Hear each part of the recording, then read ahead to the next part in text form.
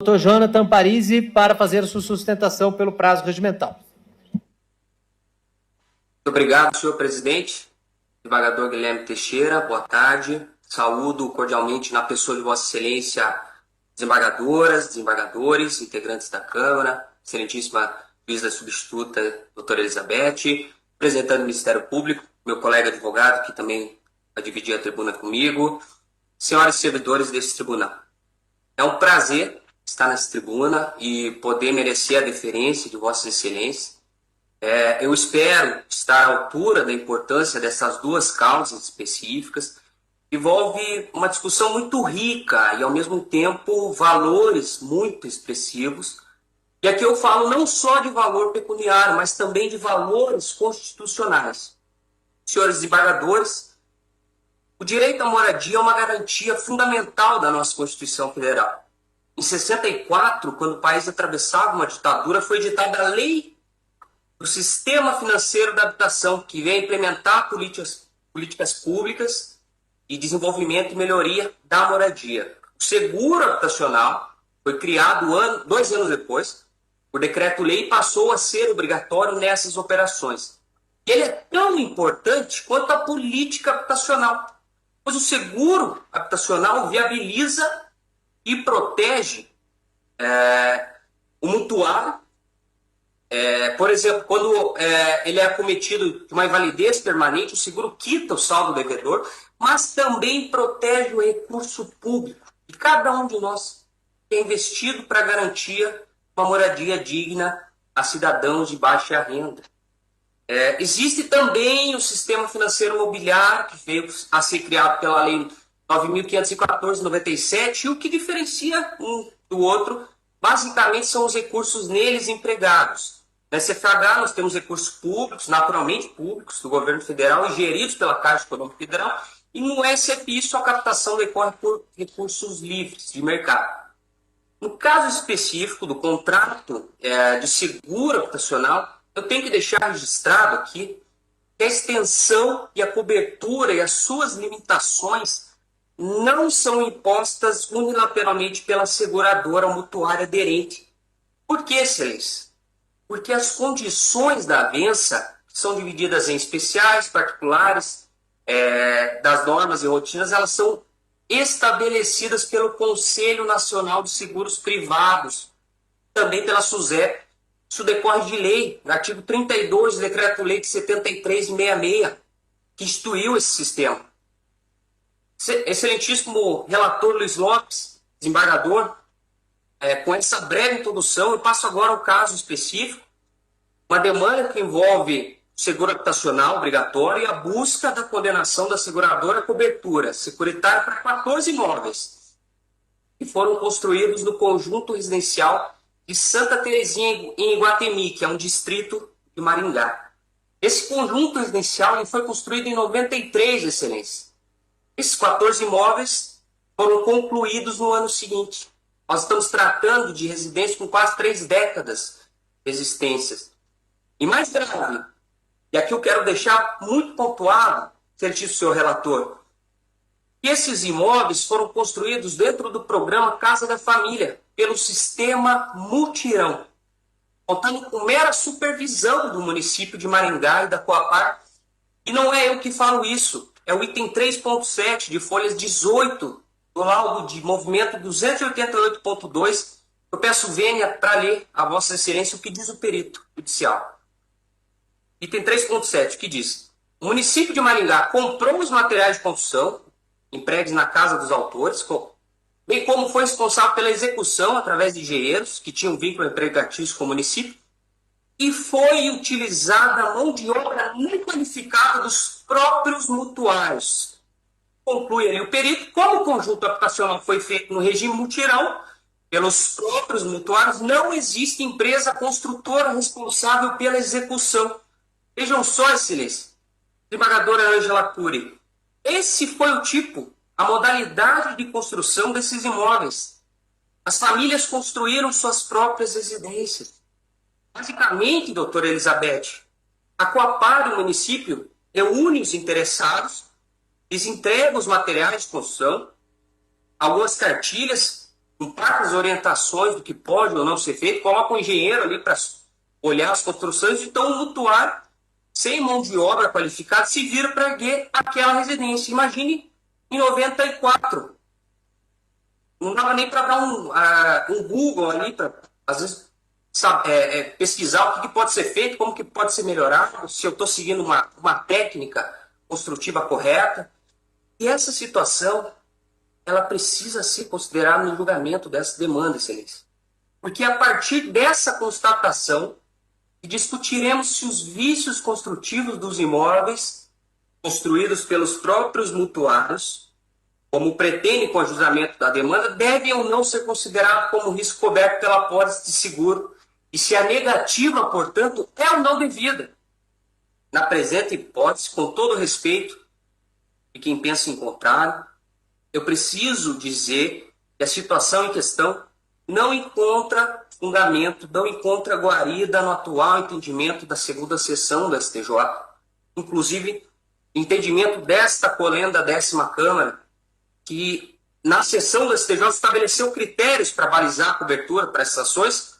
Do meu ponto de vista, data vênia, essa decisão trouxe muito mais dúvidas e que eu pretendo levantá-las no julgamento da próxima apelação, que será englobada aqui na minha sustentação. Mas digamos que esse precedente venha a ser aplicado. Recurso especial 1.804.965 São Paulo, que foi provido por maioria, dentre outras questões ali, delimitou, fundamentou ser legítima a recusa da seguradora a indenizar os riscos resultantes de atos do próprio segurado. Não sou eu que falo isso, é o item 10 da subemenda do acordo, desembargador Luiz Lopes. A interpretação fundada na boa-fé objetiva, aqui eu estou abrindo aspas para ler o acordo, contextualizada pela função socioeconômica que desempenha o contrato de seguro habitacional obrigatório, vinculado na CFH, leva a concluir que a restrição da cobertura no tocante aos riscos indicados deve ser compreendida como a exclusão da responsabilidade da seguradora com relação aos riscos que resultem de atos praticados pelo próprio segurado. E a partir da interpretação desse julgado, fica nítido que o STJ estabeleceu como legítima, e aqui eu repiso, a recusa da seguradora à cobertura de patologias oriundas pelos próprios segurados.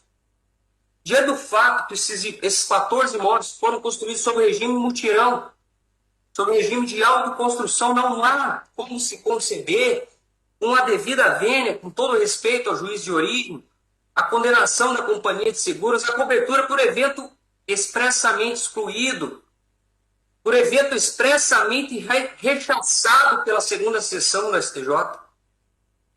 E aqui eu concluo esse caso específico e passo rapidamente para o caso de relatoria da excelentíssima doutora Elizabeth Calmon de Passos.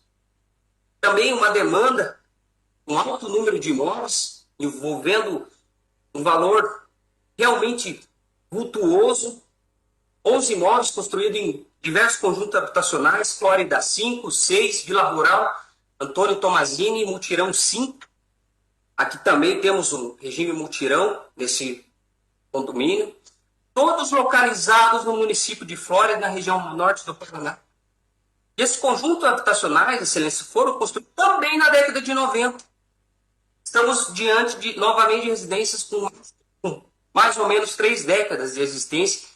E a perícia judicial apontou que esses imóveis realmente possuem defeitos, orçando R$ 238.035,07 como um valor estimativo para que seja recomposto ali o imóvel ao estado anterior de conservação.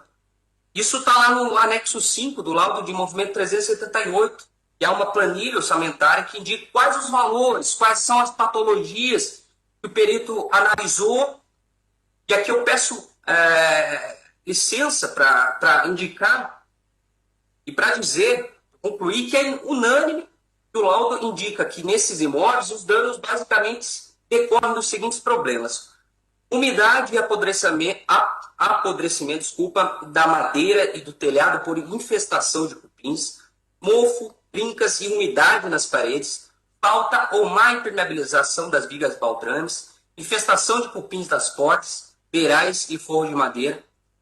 O que se pode resumir, então, é que esses imóveis possuem mais ou menos 3 décadas, foram construídos realmente com materiais medianos para compatibilizar o acesso ao financiamento por esses mutuários, na sua grande maioria de baixa renda. O que eu me proponho a trazer à discussão é especificamente uma análise crítica desse entendimento do STJ no que diz respeito à cobertura de imóveis atrelados ao SFH. A gente sabe, excelências, que esta Câmara acertadamente empregava a leitura pode de forma a compatibilizá-la com o Código Civil e com a comutatividade desses contratos. Era necessário estabelecer um equilíbrio.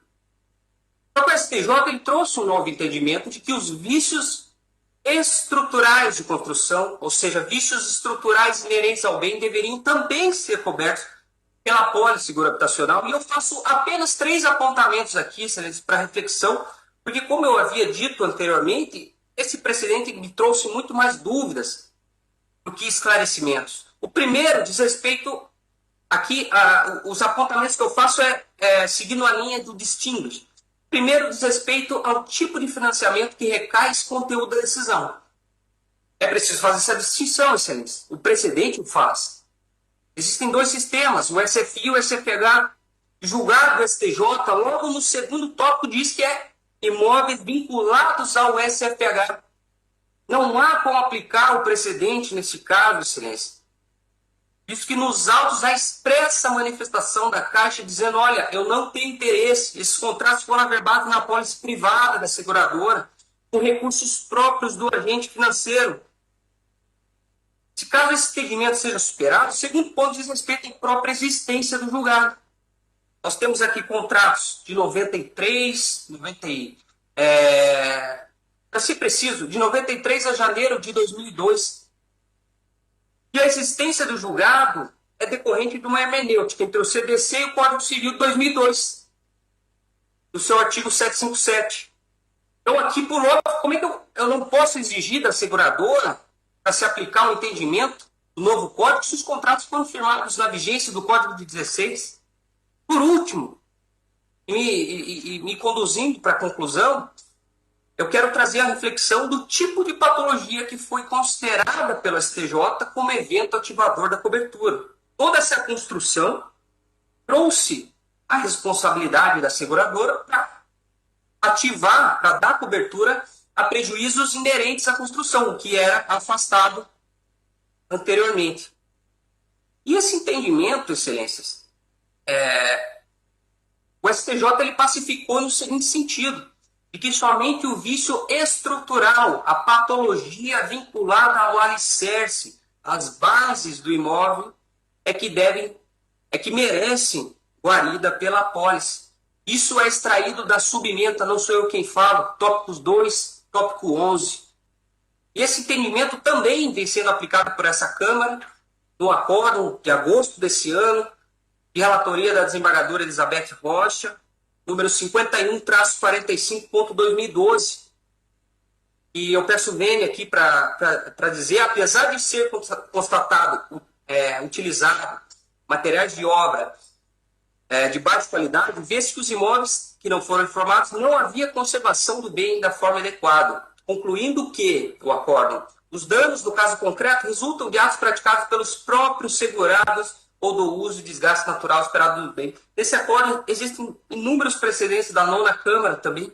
E tendo em vista que, apesar da idade de todos esses imóveis, os danos não foram de grande extensão e estão ligados à falta de manutenção que não representa prejuízo indenizável. Por essas razões, peço perdão por ter me estendido, também sou adepto da duração razoável do julgamento, e que a companhia de seguros requer o provimento da apelação, em ambos os casos, para que haja a reforma da sentença de procedência. Eu agradeço a atenção dos senhores e das senhoras, muito obrigado.